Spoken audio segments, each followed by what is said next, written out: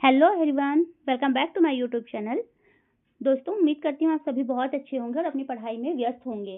तो दोस्तों, आज हम विकास की अवधारणा में इसका अधिगम से संबंध चैप्टर को देखने वाले हैं, जिसमें 50 एमसीक्यू होंगे, जो आप सभी के लिए बहुत ही महत्वपूर्ण है। तो आइए शुरू करते हैं। पहला क्वेश्चन है, विकास किसे कहते हैं? ए है शारीरिक वृद्धि।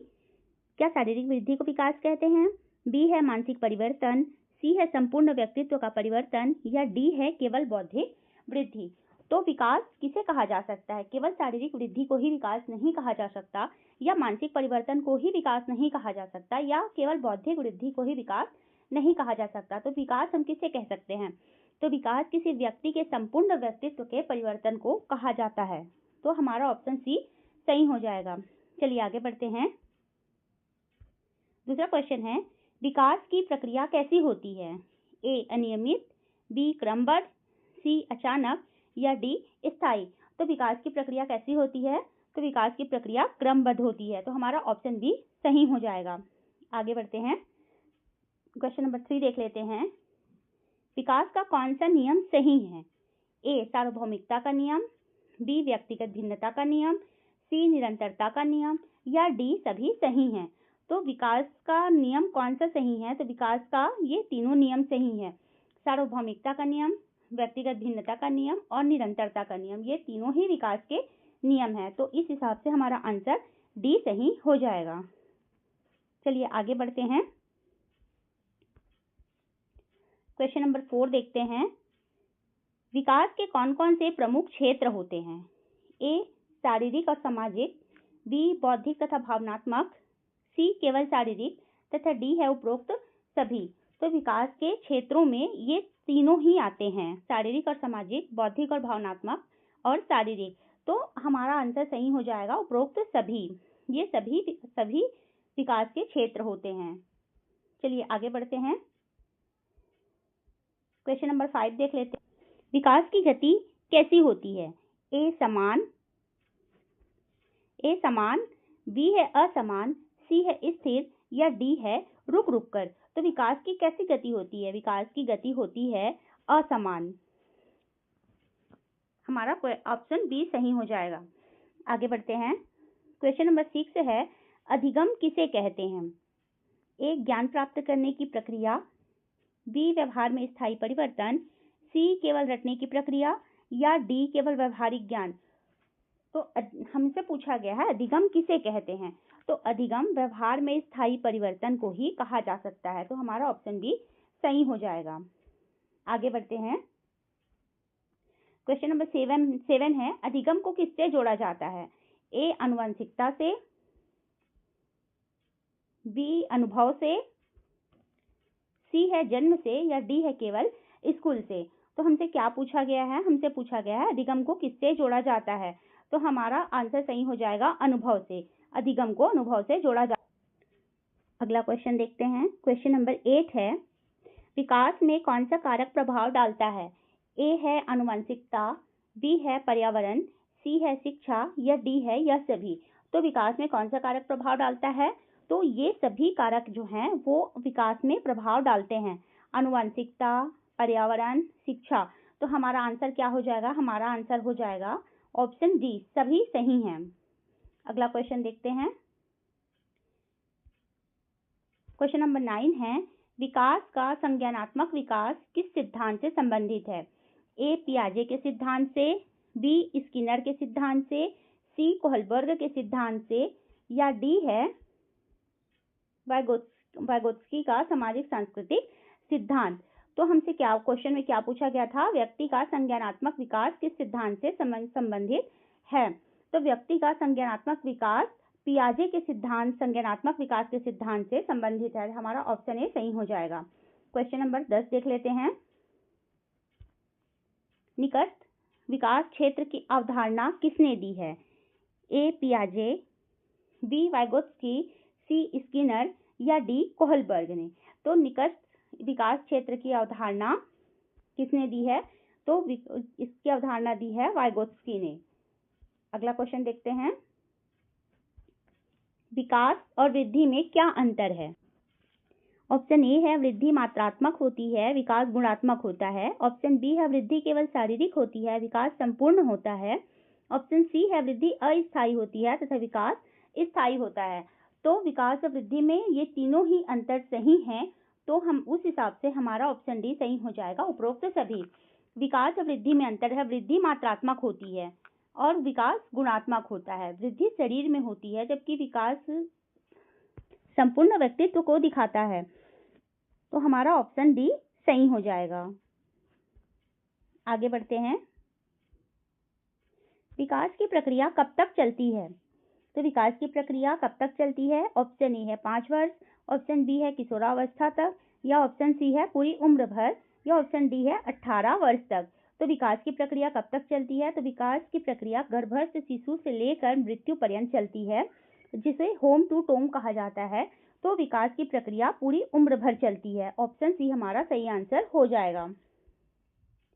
ऑप्शन डी है अधिगम की कौन सी विधि प्रभावी होती है?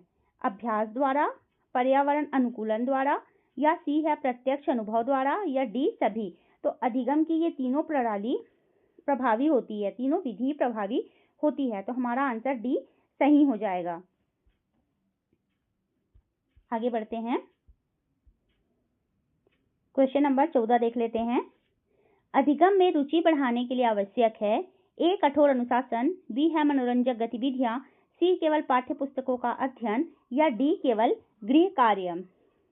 तो अधिगम में रुचि बढ़ाने के लिए कठोर अनुशासन अगर हम बच्चों को देते हैं, या बच्चों को क्या बड़ों को भी अगर कठोर अनुशासन में रखने की कोशिश करते हैं, तो अधिगम में रुचि नहीं बढ़ती है। तो यहाँ तो प्राइमरी लेवल के बच्चों की बात होती है।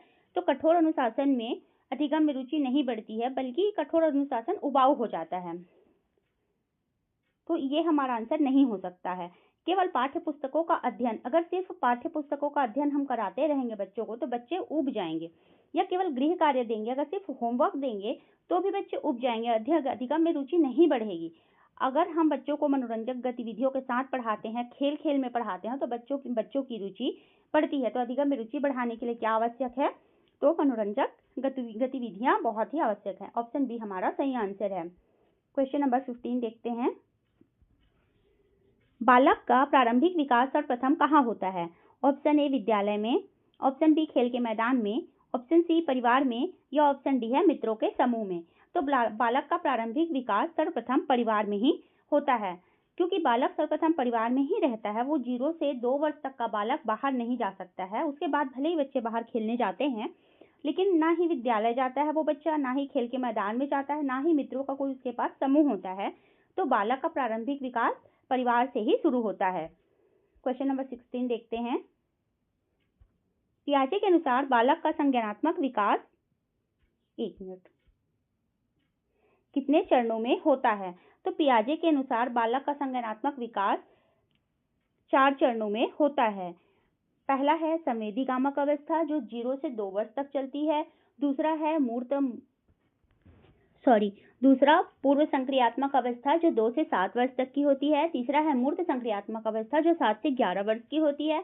और चौथा है अमूर्त संक्रियात्मक अवस्था, जो 11 वर्ष से आगे या 11 से 18 वर्ष आप कह सकते हैं। तो इस हिसाब से हमारा ऑप्शन सी सही हो जाएगा कि पियाजे के अनुसार बालक का संज्ञानात्मक विकास 4 चरणों में होता है। चलिए आगे बढ़ते हैं। सामाजिक विकास से तात्पर्य है ऑप्शन ए परिवार के प्रति प्रेम, ऑप्शन बी समाज में रहना सीखना, या ऑप्शन सी है मित्र बनाने की क्षमता, ऑप्शन डी सभी सही हैं। तो सामाजिक विकास से तात्पर्य है ये सभी सही हो जाएगा।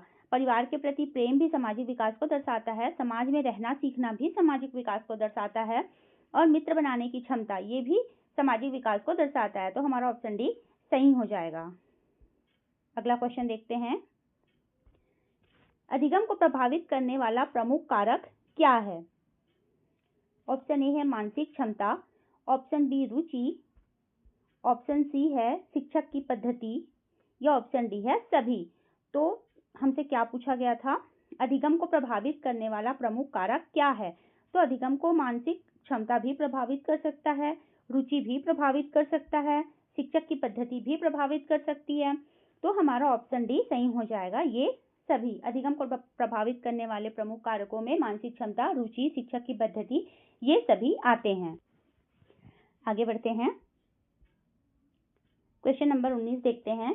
अधिगम किस प्रकार का परिवर्तन लाता है? तो अधिगम किस प्रकार का परिवर्तन लाता है? क्या अधिगम अस्थायी परिवर्तन लाता है या स्थायी परिवर्तन लाता है या अचानक से परिवर्तन लाता है या डी अनियंत्रित परिवर्तन लाता है? तो अधिगम, अगर हम किसी चीज को सीखते हैं, अधिगम का मतलब ही होता है सीखना। तो हम किसी अच्छी चीज को सीखते हैं तो वो इंसान के व्यवहार में स्थायी परिवर्तन को लाता है। तो हमारा ऑप्शन बी सही हो जाएगा। क्वेश्चन नंबर 20 देखते हैं। वाइगोत्स्की के अनुसार विकास किस पर निर्भर करता है? ए सामाजिक परिवेश पर, बी आनुवंशिकता पर, सी आत्मनिर्भरता पर या डी बौद्धिक स्तर पर। तो वाइगोत्स्की के अनुसार विकास किस पर निर्भर करता है? तो हमारा आंसर ए सामाजिक परिवेश पर सही हो जाएगा। क्वेश्चन में क्या दिया हुआ है? वाइगोत्स्की के अनुसार दिया हुआ है। तो वाइगोत्स्की के अनुसार वाइगोत्स्की ने कौन सा सिद्धांत दिया था? तो वाइगोत्स्की ने सामाजिक सांस्कृतिक सिद्धांत दिया था। तो इस हिसाब से सामाजिक अगर हम वर्ड देखते हैं तो हमको ये क्या याद दिलाता है? तो ये हमें वाइगोत्स्की की याद दिलाता है, इसलिए हमारा आंसर सही हो जाएगा। तो आप इससे भी पकड़ सकते हैं, सामाजिक सांस्कृतिक दिया हुआ है तो आप पकड़ सकते हैं कि ये वाइगोत्स्की का ही होगा। चलिए आगे बढ़ते हैं। क्वेश्चन नंबर 21 है। बच्चों की सीखने की प्रक्रिया किस पर निर्भर करती है? तो उनकी मानसिक क्षमता पर, उनकी रुचि पर, उनकी शिक्षा प्रणाली पर। और ऑप्शन डी है सभी। तो बच्चों की सीखने की क्षमता इन सभी पर डिपेंड करती है, इन सभी पर निर्भर करती है। अगर बच्चे की मानसिक क्षमता अच्छी होगी तो बच्चा जल्दी सीख जाएगा। अगर किसी चीज को सीखने में बच्चे की रुचि होगी तो बच्चा जल्दी सीखेगा। और शिक्षा प्रणाली अगर अच्छी होगी तो फिर बच्चे को सीखने में बहुत ही सहूलियत होगी। इस वजह से हमारा ऑप्शन डी सही हो जाएगा। ये सभी बच्चे की सीखने की प्रक्रिया, उनकी मानसिक क्षमता, उनकी रुचि, उनकी शिक्षा प्रणाली, इन तीनों पर निर्भर करती है। क्वेश्चन नंबर 22 देखते हैं। बाल्यावस्था किस आयु से संबंधित होती है? जन्म से 5 वर्ष, 6 से 12 वर्ष, 13 से 19 वर्ष या डी है 20 से 25 वर्ष। तो बाल्यावस्था 6 से 12 वर्ष से संबंधित है, जिसे उत्तर बाल्यकाल भी कहा जाता है। क्वेश्चन नंबर 23 देखते हैं।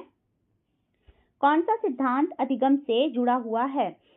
ए है प्रेरणा का सिद्धांत, बी है सामाजिक अधिगम का सिद्धांत, सी है अधिगम की अवस्था का सिद्धांत या डी है उपरोक्त सभी। तो सिद्धांत का अधिगम इन तीनों सिद्धांतों से जुड़ा हुआ है, प्रेरणा का सिद्धांत, सामाजिक अधिगम का सिद्धांत और अधिगम की अवस्था का सिद्धांत। तो हमारा आंसर डी सही हो जाएगा, उपरोक्त सभी।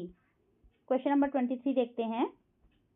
पियाजे के अनुसार 7 से 11 वर्ष की अवस्था को क्या कहते हैं? तो पियाजे के अनुसार 7 से 11 वर्ष की अवस्था को कौन सी अवस्था कहा जाता है? तो ठोस संक्रियात्मक अवस्था कहा जाता है। संवेदी मोटर अवस्था किसे कहा जाता है? तो 0 से 2 वर्ष को।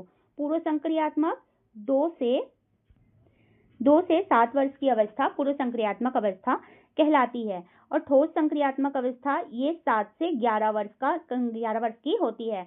औपचारिक संक्रियात्मक अवस्था ये 11 वर्ष से आगे या 11 से 18 कह सकते हैं। तो हमारा आंसर सी सही हो जाएगा। क्वेश्चन नंबर 25 देखते हैं। अधिगम की प्रक्रिया में किस कारक की महत्वपूर्ण भूमिका होती है? ए बुद्धि, बी है रुचि, सी अभ्यास या डी सभी। तो अधिगम की प्रक्रिया में बुद्धि, रुचि और अभ्यास इन तीनों की महत्वपूर्ण भूमिका होती है। तो हमारा ऑप्शन डी सही हो जाएगा कि अधिगम की प्रक्रिया में किस कारक की महत्वपूर्ण भूमिका होती है? तो इन तीनों की महत्वपूर्ण भूमिका होती है। आगे बढ़ते हैं। क्वेश्चन नंबर 26 देखते हैं। परिपक्वता का क्या अर्थ है? परिपक्वता का अर्थ है क्या शारीरिक वृद्धि है, मानसिक परिपक्वता है, सी व्यवहार में स्थिरता है या उपरोक्त सभी। तो परिपक्वता एक इंसान को परिपक्व या एक व्यक्ति को परिपक्व हम क्या सिर्फ शारीरिक वृद्धि से कह सकते हैं, या वो अगर मानसिक रूप से परिपक्व है तो ही उसे परिपक्व कह सकते हैं, या व्यवहार में स्थिरता है तो ही उसे परिपक्व कह सकते हैं। तो अगर किसी व्यक्ति में शारीरिक वृद्धि भी है, मानसिक परिपक्वता भी है और व्यवहार में स्थिरता भी है तो हम उसे परिपक्व कह सकते हैं। इसलिए परिपक्वता का अर्थ ये तीनों हो जाएगा। तो हमारा ऑप्शन डी सही हो जाएगा, उपरोक्त सभी। क्वेश्चन नंबर 27 देख लेते हैं। बाल विकास अध्ययन की प्रमुख विधियां कौन सी हैं? ए है अनुवीक्षण विधि, बी है प्रयोगात्मक विधि, सी है साक्षात्कार विधि या डी है सभी। तो बाल विकास अध्ययन की प्रमुख विधियां ये तीनों ही हैं। अनुवीक्षण विधि भी है, प्रयोगात्मक विधि भी है और साक्षात्कार विधि भी है। तो हमारा ऑप्शन डी सही हो जाएगा। अगला क्वेश्चन देखते हैं। अधिगम में बालक की रुचि बनाए रखने के लिए आवश्यक ए रोचक सामग्री, बी कठोर अनुशासन, सी अधिक गृह कार्य या डी है कठिन पाठ्यक्रम। तो अधिगम में बालक की रुचि बनाए रखने के लिए रोचक सामग्री की अत्यधिक आवश्यकता होगी। अगर अधिगम सामग्री जो है रोचक होगी, बालक खेल खेल में सीखेगा तो बालक को सीखने में आनंद आएगा तथा वह सीखने के लिए उत्सुक होगा। तो अधिगम में बालक की रुचि बनाए रखने के लिए रोचक सामग्री की आवश्यकता होती है। आगे बढ़ते हैं। विकास की प्रक्रिया में कौन सा कारक प्रभाव नहीं डालता? ऑप्शन ए वातावरण, ऑप्शन बी है आनुवंशिकता, ऑप्शन सी बालक की इच्छा या ऑप्शन डी है शिक्षा। तो विकास की प्रक्रिया में कौन सा कारक प्रभाव नहीं डालता है? तो हमारा आंसर हो जाएगा बालक की इच्छा। बालक की इच्छा ही है जो विकास की प्रक्रिया में बाधक नहीं होती है। अगला क्वेश्चन देखते हैं। भाषा का विकास मुख्य रूप से किस पर निर्भर करता है? ए परिवार के वातावरण पर, बी विद्यालय पर, सी उम्र पर या डी केवल आनुवंशिकता पर। तो भाषा का विकास मुख्य रूप से परिवार के वातावरण पर निर्भर करता है। ऑप्शन ए हमारा सही आंसर हो जाएगा। क्वेश्चन नंबर 31 है। बच्चों की सोचने की क्षमता में सुधार के लिए आवश्यक है ए रटने की आदत, बी प्रयोग आधारित शिक्षा, सी है सख्त अनुशासन या डी केवल किताबी ज्ञान।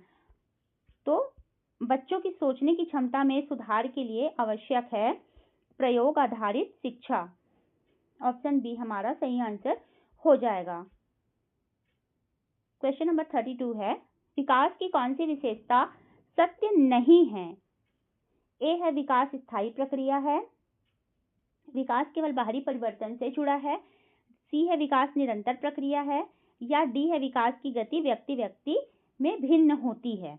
तो हमसे यहाँ पे क्या पूछा गया है? विकास की कौन सी विशेषता सत्य नहीं है। यहाँ निगेटिव क्वेश्चन पूछा गया है तो हमारा आंसर भी यहाँ पे निगेटिव ही होगा। तो विकास स्थायी प्रक्रिया है, ये तो सही बात है। विकास निरंतर प्रक्रिया है, ये भी बिल्कुल सही है। विकास की गति व्यक्ति व्यक्ति में भिन्न होती है, सब सारे व्यक्तियों में एक जैसा विकास तो नहीं हो सकता, इसलिए ये भी सही है। तो हमारा आंसर सही क्या हो जाएगा? विकास केवल बाहरी परिवर्तन से जुड़ा है। तो विकास की कौन सी विशेषता सत्य नहीं है? तो ऑप्शन बी विकास केवल बाहरी परिवर्तन से जुड़ा है, ये हमारा सही आंसर हो जाएगा। Question number 33। अधिगम किस प्रकार की प्रक्रिया है? तो अधिगम ए सक्रिय है, बी निष्क्रिय प्रक्रिया है, सी आनुवंशिक है या डी सहज प्रक्रिया है। तो अधिगम किस प्रकार की प्रक्रिया है? तो अधिगम सक्रिय प्रक्रिया है।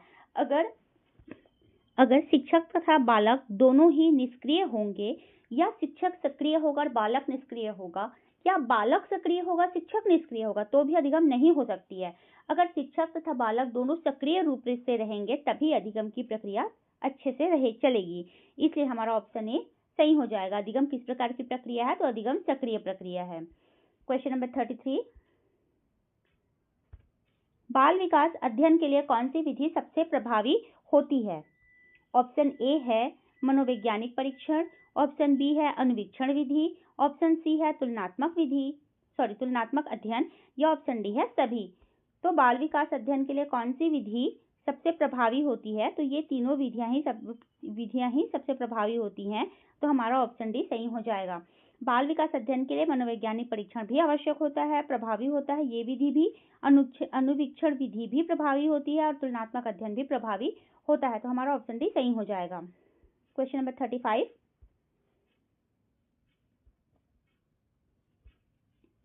व्यक्तित्व निर्माण में कौन सा कारक महत्वपूर्ण भूमिका निभाता है? ए है पारिवारिक वातावरण, बी है समाज, सी है शिक्षा तथा डी है उपरोक्त सभी। तो व्यक्तित्व निर्माण में कौन सा कारक महत्वपूर्ण भूमिका निभाता है? तो ये तीनों ही महत्वपूर्ण भूमिका निभाते हैं, पारिवारिक वातावरण भी, समाज भी और शिक्षा भी। तो हमारा ऑप्शन डी सही हो जाएगा। अगला क्वेश्चन है, संज्ञानात्मक विकास शब्द किसने दिया था? ए वाइगोत्स्की, बी स्किनर, सी पियाजे या डी कोहलबर्ग। तो आप सभी को पता होगा कि संज्ञानात्मक विकास का सिद्धांत किन्होंने दिया था, तो ये दिया था पियाजे ने। तो संज्ञानात्मक विकास शब्द किन्होंने दिया था, ये आंसर हमारा सही हो जाएगा पियाजे। ऑप्शन सी हमारा सही आंसर है। क्वेश्चन नंबर 37 देख लेते हैं। एक बच्चे का अधिगम किस पर निर्भर करता है? रुचि, बुद्धि, अभ्यास। तो एक बच्चे का अधिगम इन सभी चीजों पर निर्भर करता है। अगर बच्चे में रुचि है, बुद्धि और अभ्यास अगर बच्चा करता है तो बच्चे का अधिगम बहुत अच्छे तरीके से हो सकता है। तो हमारा ऑप्शन डी सही हो जाएगा। आगे बढ़ते हैं। विकास की प्रक्रिया में अधिक प्रभाव किसका होता है? केवल आनुवंशिकता का, केवल शिक्षा का, केवल सामाजिक परिवेश का या डी है आनुवंशिकता और वातावरण दोनों का। तो विकास की प्रक्रिया में अधिक प्रभाव किसका होता है? तो आनुवंशिकता और पर्यावरण दोनों का ही अत्यधिक प्रभाव दिखाई देता है। आगे बढ़ते हैं। क्वेश्चन नंबर 39 देखते हैं। कोहलबर्ग के नैतिक विकास सिद्धांत के अनुसार बच्चे नैतिकता को कैसे सीखते हैं? ए दूसरों को देखकर, बी सजा और इनाम से, सी आत्मचिंतन से या डी उपरोक्त सभी से। तो कोहलबर्ग के नैतिक विकास के सिद्धांत के अनुसार बच्चे नैतिकता को इन तीनों से ही सीखते हैं। हमारा ऑप्शन डी सही हो जाएगा। कोहलबर्ग के नैतिक विकास के सिद्धांत के अनुसार बच्चे नैतिकता को सीखते हैं दूसरों को देखकर, सजा और इनाम से और आत्मचिंतन से। आगे बढ़ते हैं। वाइगोत्स्की के अनुसार सीखने की प्रक्रिया में किसका योगदान अधिक होता है? समाज और संस्कृति का, केवल शिक्षक, केवल विद्यालय या केवल माता पिता। तो दोस्तों आप सभी को पता है कि अगर सीडीपी में केवल शब्द आए तो हमारा निगेटिव हो जाता है। यहाँ पे तो तीन ऑप्शन में केवल दिया हुआ है, ऑप्शन बी में, ऑप्शन सी में और ऑप्शन डी में। तो वाइगोत्स्की के अनुसार सीखने की प्रक्रिया में सबसे अधिक योगदान होगा, तो हमारा सबसे अच्छा आंसर है समाज और संस्कृति। वाइगोत्स्की का सिद्धांत कौन सा है? सामाजिक सांस्कृतिक का सिद्धांत है और हमारा आंसर भी यही हो जाएगा। वाइगोत्स्की के अनुसार सीखने की प्रक्रिया में किसका योगदान अधिक होता है? तो समाज और संस्कृति का योगदान अधिक होता है। क्वेश्चन नंबर 41 देखते हैं। सीखने के लिए आवश्यक कारक कौन सा है? तो सीखने के लिए आवश्यक कारक बुद्धि, रुचि, अनुशासन या उपरोक्त सभी। तो सीखने के लिए आवश्यक कारकों में इन तीनों का ही होना बहुत ही आवश्यक होता है, बुद्धि, रुचि और अनुशासन का। तो हमारा ऑप्शन डी सही हो जाएगा, उपरोक्त सभी। क्वेश्चन नंबर 42 देखते हैं। बालक की अधिगम शैली किससे प्रभावित होती है? पारिवारिक पृष्ठभूमि से, स्कूल के वातावरण से, समाज से और ऑप्शन डी है सभी से। तो बालक की अधिगम शैली इन सभी से प्रभावित होती है, तो हमारा ऑप्शन डी सही हो जाएगा, सभी से। विकास की प्रक्रिया में संवेगात्मक विकास क्या दर्शाता है? भावनाओं का नियंत्रण, सामाजिक संबंधों की समझ, आत्म अभिव्यक्ति या उपरोक्त सभी। तो विकास की प्रक्रिया में संवेगात्मक विकास इन सभी चीजों को दर्शाता है, भावनाओं का नियंत्रण, सामाजिक संबंधों की समझ और आत्म अभिव्यक्ति। तो हमारा ऑप्शन डी सही हो जाएगा। क्वेश्चन नंबर 44 देख लेते हैं। कौन सा कारक अधिगम की गति को बढ़ा सकता है? प्रेरणा, रुचि, ऑप्शन सी है उचित शिक्षण या ऑप्शन डी सभी। तो कौन सा कारक अधिगम की गति को बढ़ा सकता है? तो प्रेरणा, रुचि और उचित शिक्षण विधि, ये तीनों ही अधिगम की गति को बढ़ा सकते हैं। तो हमारा ऑप्शन डी सही हो जाएगा, सभी। अगला क्वेश्चन देखते हैं।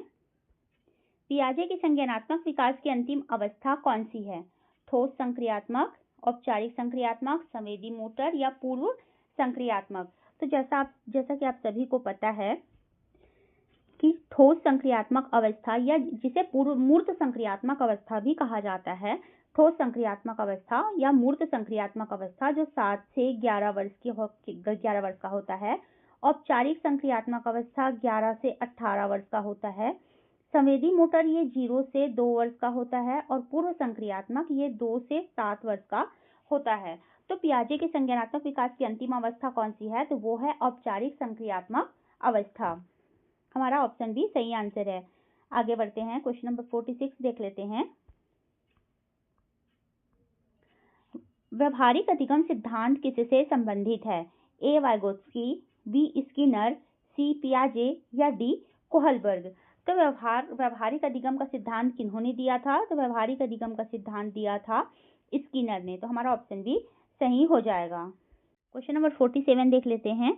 खेलों का बच्चे के विकास में क्या योगदान है? ए शारीरिक विकास, बी मानसिक विकास, सी सामाजिक विकास या डी उपरोक्त सभी। तो खेल बच्चों के शारीरिक विकास में भी सहायक होता है, मानसिक विकास में भी सहायक होता है और सामाजिक विकास में भी सहायक होता है। तो हमारा ऑप्शन डी सही हो जाएगा, उपरोक्त सभी। आगे बढ़ते हैं। क्वेश्चन नंबर 48 देख लेते हैं। बालक को सक्रिय भागीदार बनाना चाहिए किस सिद्धांत से संबंधित है? ए व्यवहारवाद से, बी संज्ञानात्मक विकास से, सी सामाजिक अधिगम सिद्धांत से या डी है निर्माणवाद से। तो बालक को सक्रिय भागीदार बनाना चाहिए, यह निर्माणवाद सिद्धांत से संबंधित है। तो हमारा ऑप्शन डी सही हो जाएगा। क्वेश्चन नंबर 49 देखते हैं। अधिगम की प्रक्रिया में मॉडलिंग का क्या अर्थ है? अधिगम की प्रक्रिया में मॉडलिंग का क्या अर्थ है? ए अनुकरण द्वारा सीखना, बी रटने की प्रक्रिया, सी स्कूल में प्रतियोगिता या डी केवल शिक्षक का योगदान। तो अधिगम की प्रक्रिया में मॉडलिंग किसे कहा जाता है? तो कहा जाता है अनुकरण द्वारा सीखना। अनुकरण द्वारा सीखना ही मॉडलिंग कहलाता है। तो ऑप्शन ए हमारा सही आंसर हो जाएगा। क्वेश्चन नंबर 50 देख लेते हैं और इस वीडियो का लास्ट क्वेश्चन है। बालक का सर्वांगीण विकास किस प्रकार संभव है? तो बालक का सर्वांगीण विकास केवल शिक्षा पर संभव है, केवल परिवार से है, शिक्षा समाज और परिवार के समन्वय से है या डी केवल खेल से है। तो बालक का सर्वांगीण विकास शिक्षा समाज और परिवार के समन्वय से है। तो ऑप्शन सी हमारा सही आंसर हो जाएगा। तो दोस्तों आज की वीडियो में बस इतना ही। मिलते हैं नेक्स्ट वीडियो में, तब तक के लिए धन्यवाद।